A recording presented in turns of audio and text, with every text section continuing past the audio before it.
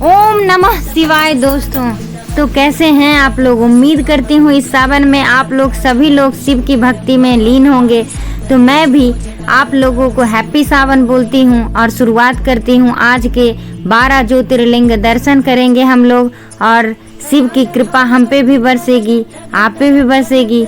तो भोले की भक्ति में बिल्कुल भी स्किप मत कीजिएगा, वीडियो को पूरा ज्योतिर्लिंग को देखिएगा और उनकी क्या उसके पीछे धार्मिक कथा है वो भी जानेंगे आज हम लोग। तो कमेंट बॉक्स में हर हर महादेव, ओम नमः शिवाय जैसी आपकी इच्छा हो, बस भोलेनाथ का नाम जरूर लिखिएगा।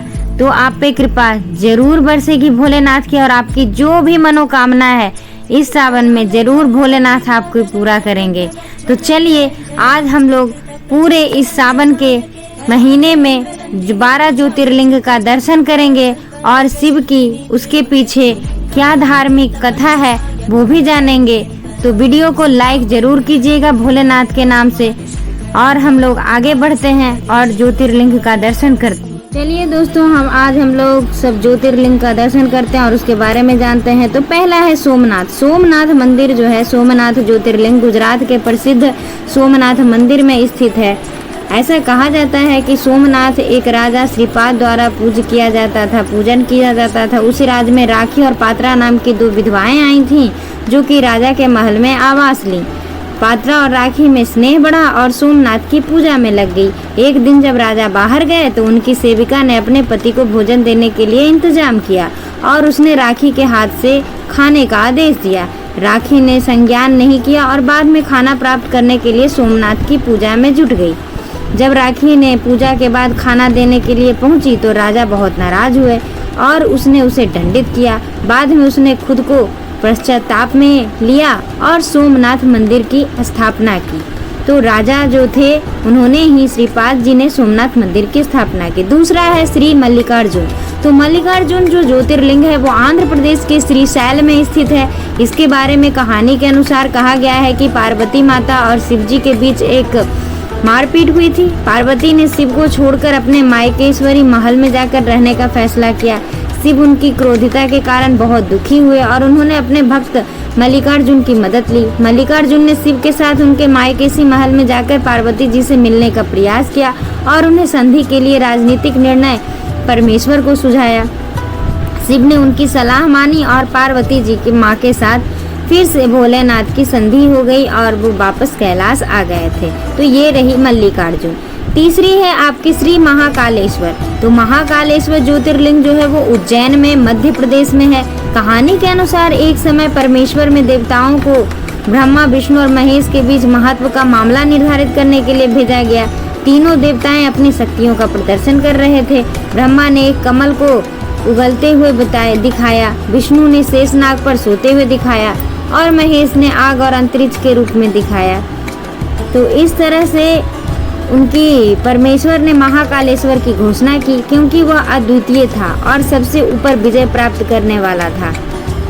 तो इस तरह से आपको महाकालेश्वर मंदिर के बारे में पता चला। अब आते हैं श्री ओंकारेश्वर मंदिर के बारे में जानते हैं। तो श्री ओंकारेश्वर ज्योतिर्लिंग जो है वो हिमाचल प्रदेश के कांगड़ा जिले के नजदीक ऊंचे क्षेत्र में स्थित है।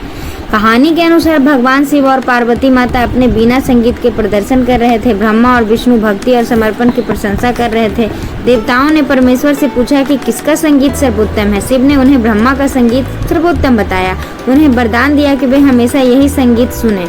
इस पर विष्णु और ब्रह्मा में झगड़ा हुआ और उन्होंने एक दूसरे के संगीत की प्रशंसा की। अपने अहंकार में लिप्त इन दोनों देवताओं को शिव ने प्रशांति और ज्ञान प्रदान करने के लिए ओंकारेश्वर ज्योतिर्लिंग के रूप में स्थापित किया। तो ये सब कहानियाँ अब कितना सच है कितना मिथ्य है ये तो कोई नहीं जानता, लेकिन ग्रंथों में ये सब कहानियाँ दी गई हैं हर ज्योतिर्लिंग के बारे में। और ये अब आते हैं केदारनाथ। तो केदारनाथ ज्योतिर्लिंग जो है उत्तराखंड के ग्रहवाल पहाड़ियों में स्थित है। कहानी के अनुसार पांडवों के महाभारत युद्ध के बाद उन्होंने बड़ी पापाचरणी कर ली। उन्हें ब्रह्मा, विष्णु और महेश ने दंडित किया और उन्हें पाप मोचन के लिए ब्रह्मा ने उन्हें केदारनाथ में शिव की पूजा करने की सलाह दी। पांडवों ने वहां जाकर पूजा की और पाप मोचन किया। तो ये रहा केदारनाथ ज्योतिर्लिंग उत्तराखंड के बारे में। अब अगले ज्योतिर्लिंग के बारे में जानते हैं भीमा शंकर। तो भीमा शंकर ज्योतिर्लिंग महाराष्ट्र के पुणे जिले में स्थित है। कहानी के अनुसार ऐसा कहा जाता है कि एक समय देवताओं के नाम पर राजा भीमाक ने भ्रष्टाचार और न्याय की अनुपस्थिति की। उन्होंने अपने सिर को धरती पर रख दिया और उन्होंने देवताओं को श्राप दिया कि जब तक वे उन्हें न्याय नहीं देते तब तक उन्हें सताने के लिए वे अपनी आंखों से देखेंगे। भगवान शिव ने अपनी तांडव नृत्य की प्रार्थना की और उन्हें भीमक को अपनी आंखों को वापस लाने का वरदान दिया।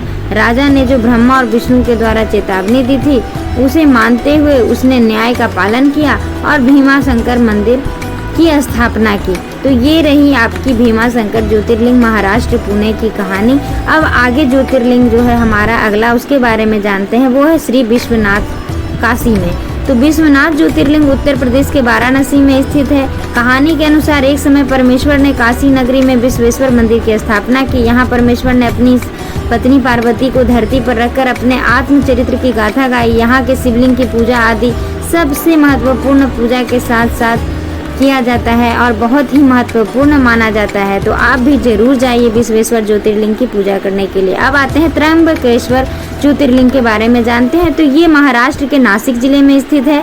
कहानी के अनुसार है कि एक राजा एक समय में एक बंसियों के बच्चा नहीं हो रहा था। उन्होंने ऋषि गौतम की सलाह ली और उन्होंने अपनी पत्नी के साथ यज्ञ करने की ठानी। राजा रानी ने यज्ञ किया और उन्हें भगवान शिव का आशीर्वाद भी प्राप्त हुआ और उन्हें एक सुंदर सा बालक का प्राप्ति हुआ जिसका नाम त्र्यंबकम रखा गया। बाद में यही त्र्यंबकेश्वर ज्योतिर्लिंग की स्थापना की गई। तो ये रही त्र्यंबकेश्वर ज्योतिर्लिंग महाराष्ट्र नासिक में जो ज्योतिर्लिंग है उसके बारे में। अगली ज्योतिर्लिंग है हमारी बैद्यनाथ। तो बैद्यनाथ के बारे में जानते हैं। बैद्यनाथ ज्योतिर्लिंग जो है वो झारखंड के देवघर में स्थित है, जहाँ की बाबा धाम लोग जाते भी हैं। तो इसका कहानी है कि भगवान शिव के एक भक्त बानराज अपनी तपस्या के दौरान अपनी माँ का इलाज करने के लिए अमृत की खोज के लिए खुद ही आह्वानित हो गए थे। शिव ने अमृत नहीं दिया, लेकिन उन्होंने उसे बैद्यनाथ में शिवलिंग का अनुभव करने का वरदान दिया। बाद में बैद्यनाथ ज्योतिर्लिंग की स्थापना हुई और वहाँ शिव की पूजा होती है। हर सावन में कांवड़िया वहाँ जरूर जाते हैं जल चढ़ाने के लिए, आप भी जरूर जाएं। अब आते हैं नागेश्वर ज्योतिर्लिंग के बारे में जानते हैं। तो नागेश्वर ज्योतिर्लिंग हमारा गुजरात के नागर में स्थित है। कहानी के अनुसार भगवान शिव ने नागराज वासुकी की सेवा की थी। एक बार काल सर्पयोग की दशा में वासुकी ने प्रदेश के नागेश्वर में शिव की पूजा की और उन्हें सच्ची भक्ति से प्रार्थना की। शिव ने अपनी प्रार्थना स्वीकार की और नागेश्वर ज्योतिर्लिंग की स्थापना की। उसके बाद से वहाँ नागेश्वर ज्योतिर्लिंग स्थापित है, आप भी वहाँ जा सकते हैं। आगे आते हैं रामेश्वरम के बारे में जानते हैं। तो रामेश्वर ज्योतिर्लिंग जो है वो तमिलनाडु के रामेश्वरम में स्थित है, जो कि काफी प्रसिद्ध है। एक बार भगवान राम ने लंका युद्ध के बाद अपने सेनापति हनुमान को शिवलिंग लाने का आदेश दिया था। हनुमान लंका के लिए शिवलिंग ढूंढने के लिए हिमालय पहुंचे। उसने रामेश्वर में एक शिवलिंग प्राप्त किया। हालांकि हनुमान वापस आने में देर हो गए। भगवान राम ने तब तक लिंग को तकनीकी संगठन में स्थापित किया। जब हनुमान वापस आए तो वो खुशी के साथ लिंग को स्थानांतरित करने के लिए प्रयास किए। इस लड़ाई में लिंग थोड़ा सा निलंबित हो गया, जिसे आज भी देखा जा सकता है रामेश्वरम में। तो आप भी रामेश्वरम जरूर जाएं और ज्योतिर्लिंग का दर्शन जरूर करें। आगे है हमारा घृणेश्वर ज्योतिर्लिंग। घृणेश्वर ज्योतिर्लिंग महाराष्ट्र के अहमदनगर जिले में स्थित है। कहानी के अनुसार राजा चंद्रशेखर अपनी सती देवी के साथ पूजा करने के लिए काशी गए थे। वहां परमेश्वर ने अपनी प्रार्थना स्वीकार की और उन्हें वरदान दिया कि उनकी पत्नी सती देवी का निर्माण करने के लिए एक शिवलिंग उत्पन्न हो। बाद में घृणेश्वर ज्योतिर्लिंग की स्थापना की गई और वहां परमेश्वर की पूजा की जाती है। तो ये रहे हमारे 12 ज्योतिर्लिंग जिनका कि आपने दर्शन कर लिया है। और ये जो भी कहानियाँ थीं ये हमारी पुरानी धार्मिक मान्यताओं के आधार पर है।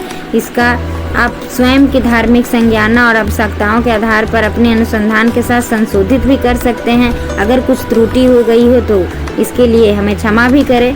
तो ये रही हमारे 12 ज्योतिर्लिंग: सोमनाथ, मल्लिकार्जुन, महाकालेश्वर, श्री ओंकारेश्वर या ममलेश्वर, श्री केदारनाथ, भीमा शंकर ज्योतिर्लिंग, काशी विश्वनाथ, त्र्यंबकेश्वर, बैद्यनाथ, नागेश्वर, रामेश्वरम ज्योतिर्लिंग, घृणेश्वर